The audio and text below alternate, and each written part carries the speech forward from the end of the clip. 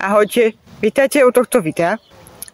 Toto video je niečo ako fakty alebo informácie o mne, alebo neviem ako ho nazvem ešte. A niečo také, že ak o mne neviete. Takže poďme na to. Za prvé by som chcela povedať, že mám rada, keď chodíme na rôzne výlety a môžem to zaznamenávať. Cosplaye mám rada, už ste si všimli, že teraz cosplay je dosť, ako mám rada. Zvieratka, ak ste si všimli, však robím videá tuto so psíkom, takže ste si všimli, ja že mám rada zvieratka, to. A veľmi rada editujem fotky, ale hlavne videá.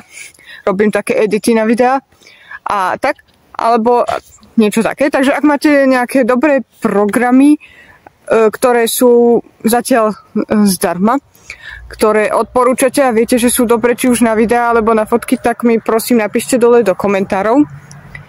A tak, ďakujem. Potom neviem, povedala by som, že som taká trochu crazy. Že aj napriek tomu, že neviem tancovať a spievať, tak veľmi rada to robím. Som dosť emotívna, čo sa týka toho, že keď vidím niečo smutné, napríklad aj keď pozerám seriál, tak keď ma to dojme, tak keď začnem plakať, potom neviem prestať, dosť som emotívne, taká prepojená. Povedzme, že som trochu ako artista, ale nie úplne. Len čiastočne a už to je o dosť lepšie, ako to bolo. A musím, neviem, čo ešte by som vám povedala. No tak to, že pozerávam teda tie seriály, filmy a že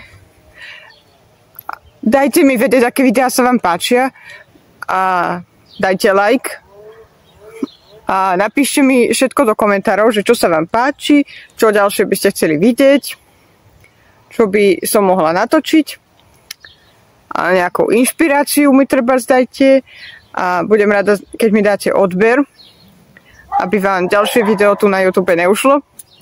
A samozrejme ma sledujte na Instagrame, kde som najviac aktívna na Instagrame. Aj TikTok, aj tam som dosť, alebo aj na Facebook chodím. Ale hlavne ten Instagram, tam dávam všetko väčšinou.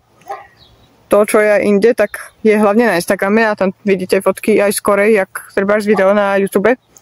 Takže hlavne tam. A myslím, že to by bolo asi tak všetko, takže čaute a majme sa radi.